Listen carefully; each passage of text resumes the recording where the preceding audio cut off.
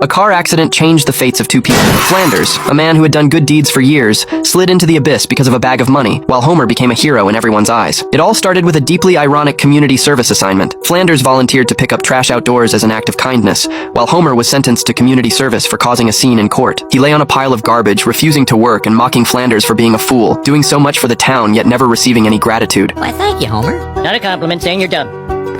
Just then, a garbage bag was swept up by the wind, and the wheels of fate pushed him down a small hill. Flanders crashed headfirst into a dead tree, and happened to discover a gym bag stuffed with cash. Homer, who had followed to mock him, also tumbled in. Oh, it's always been my dream to find a bag of money! You stole my dream! But by the principle of finders keepers, the money belonged entirely to Flanders. A do-gooder like you finding his money is proof that karma is real, which sucks. Back home, Flanders neatly stacked the money and pondered what to do with it. He thought of his most upright grandfather, Flanders the First. His grandfather had been the town sheriff, and from a young age, Flanders had learned one lesson: the harder it is to do good, the better the person. Flanders decided to donate the money, untouched, to the orphanage. The director was so delighted she couldn't stop smiling. In the end, Flanders made the donation in his grandfather's name. Meanwhile, a Texas tycoon had squandered his fortune through extravagance and was now buried in debt. Unable to collect the money, the debt collectors took his life instead. Just then, the television broadcast news of Flanders' donation, money from a long-forgotten gym bag. The debt collector pulled out his notebook and found it matched an old debt from Springfield. I spoke to the generous donor who insisted on anonymity. It feels darn diddly good. Soon, the debt collector found Flanders at the church. He showed Flanders his ledger, and Flanders was instantly shocked. This is now your debt to me.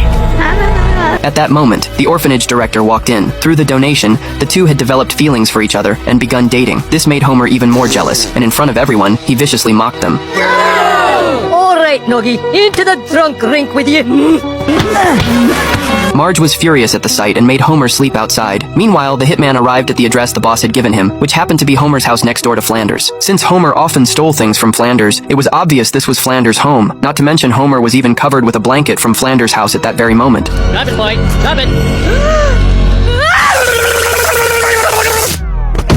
And so Homer was taken away. The debt collector immediately recognized this wasn't Flanders. The hitman was incredulous. Homer's credit card, bracelet, and even underwear all bore Flanders' name. Stupid Flanders getting me kidnapped. Brought me the wrong man! Just as the hitman was about to make his move, the debt collector figured someone this close to Flanders might prove useful. Meanwhile, Flanders was interrupted mid-prayer by a sudden phone call.